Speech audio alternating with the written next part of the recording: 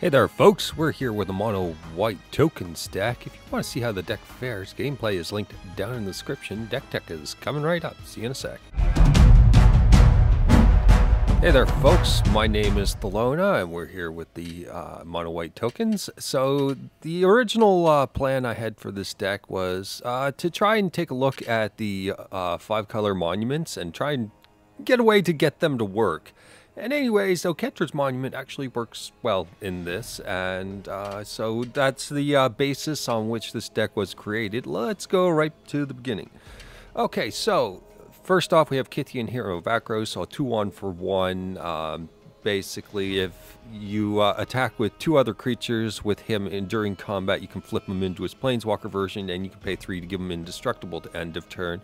His abilities on the flip side, it becomes a 3 loyalty planeswalker. You can goad an enemy to attack with his +2 to attack him. So maybe you want to drop the defenses of your opponent if they're sitting back with something all nice and smug. You know, maybe they've got like the, I don't know, maybe they've got Eiley, for an example. Let's say Eiley. Eiley's Death Touch, they're sitting there all nice and defensive with it, and so it's like, well, we can't get through because Eiley, right? It's going to get rid of a key creature. So get her to attack Gideon and then swing back with him in creature form and all your other guys. The +1 makes it so that you can have an indestructible blocker. Basically, you get to untap one of your creatures and get indestructible. And then 0 is something that turns them into a 4/4 creature.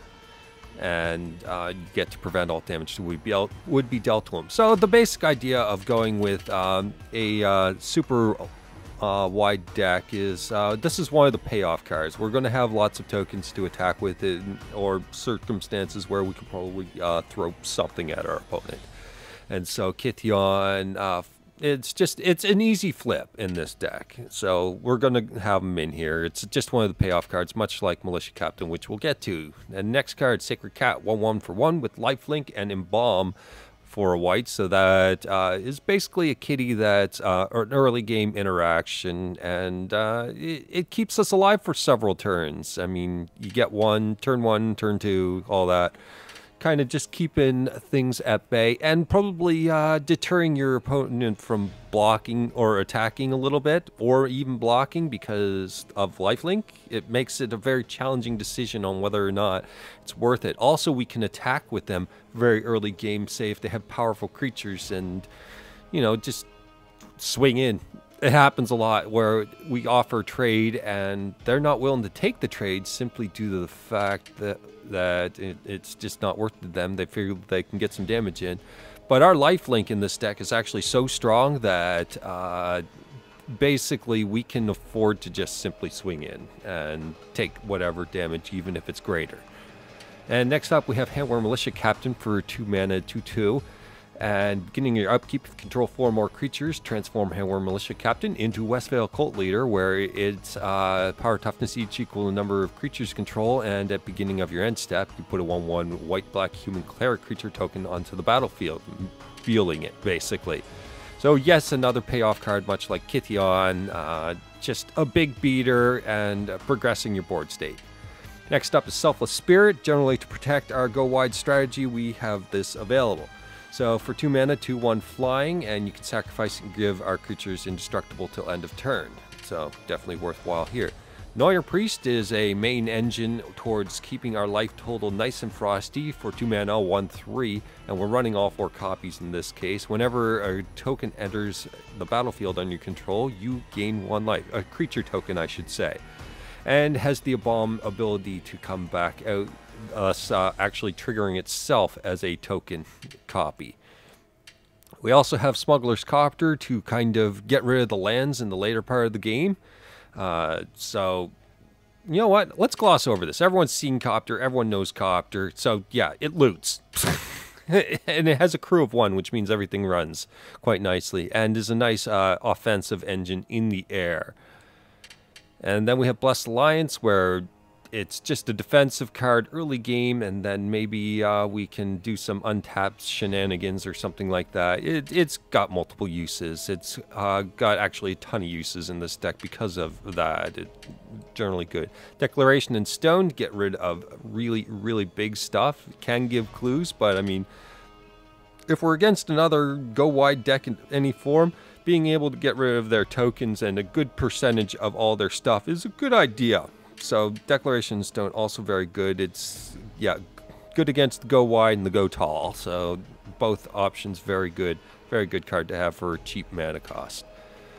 And 2 copies of Thalia, basically in order to slow down our opponent so that we can get to the point we're at. There is a lot of creatures in here there because of Oketra's Monument. So there's a creature base to it, of course.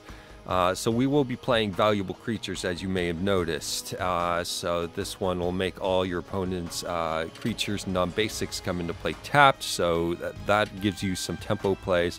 Bygone Bishop, again, a creature play, also creates clues whenever you cast a creature spell, convert mana cost 3 or less.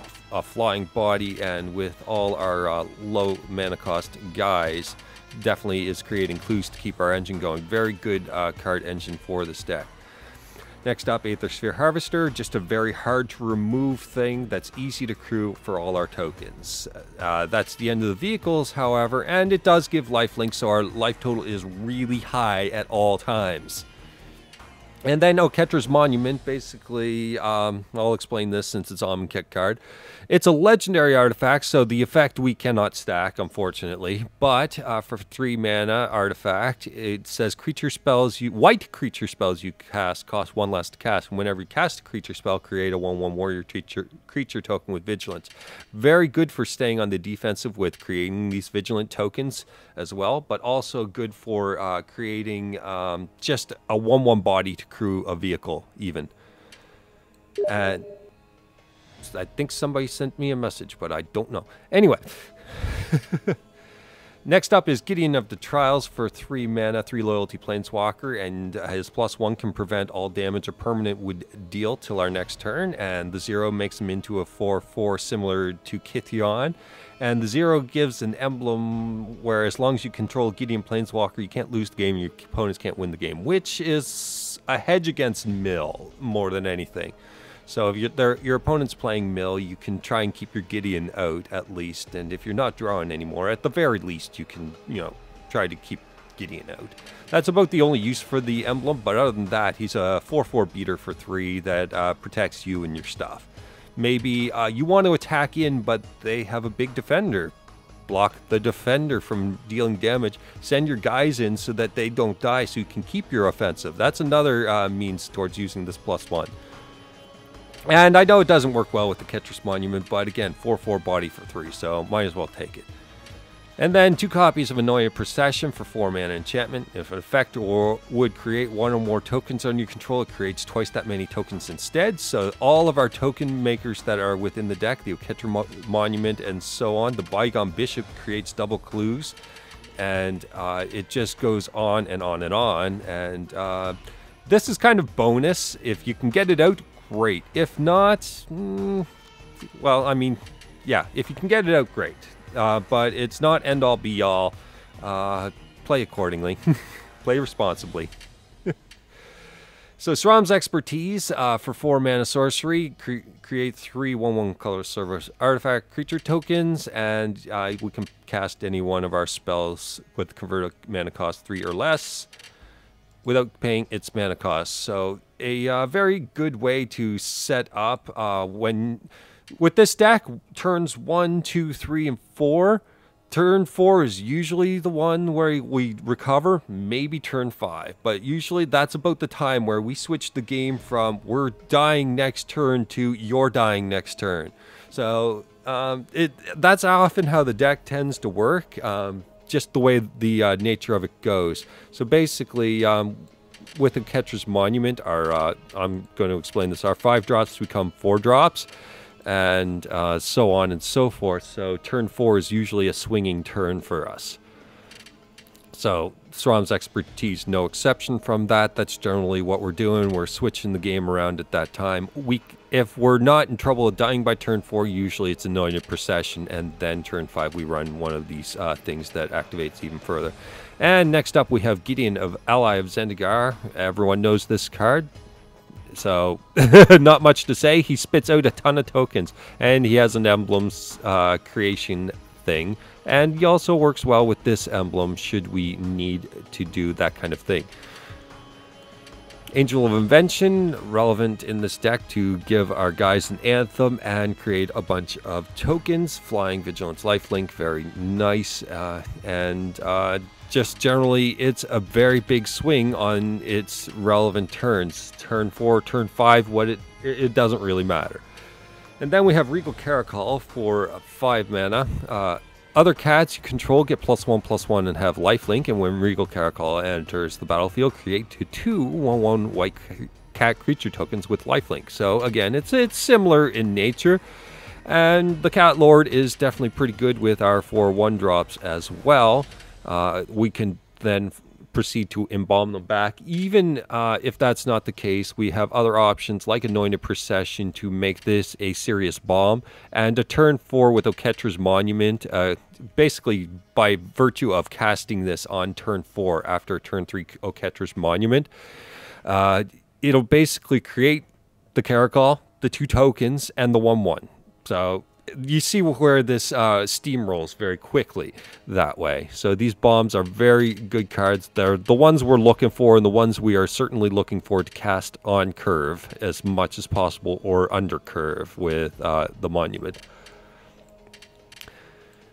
And so that's basically the deck. Beyond that, 21 planes, 2 Westvale Abbeys to get our lovely little Ormondal Profane Prince to finish things off if we feel that it's a deck that we can do that against, where, you know, a lot of people will see the Westvale Abbey and be prepared. So we choose our battles carefully when it comes to that particular one. Other than that, we have a ton of life gain. Basically, we are largely relying on Anointed Priest in this deck, probably our more valuable card.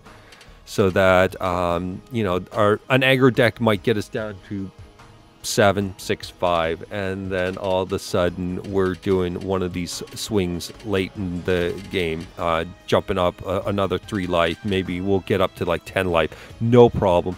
If we drop a Caracol, for example, like if we were to have a mock play of the Anointed Priest turn 2, Cat if you want, or Kithian, doesn't matter.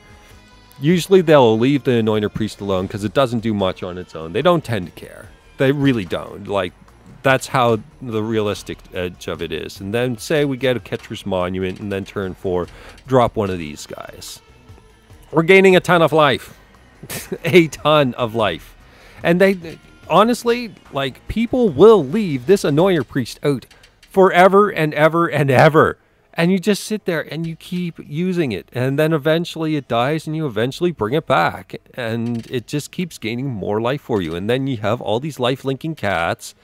You have a life-linking Angel of Invention. I mean, you can see where this is going. There's a ton of lifelink in this deck. And that's what keeps it going. That's what allows you the time to get big.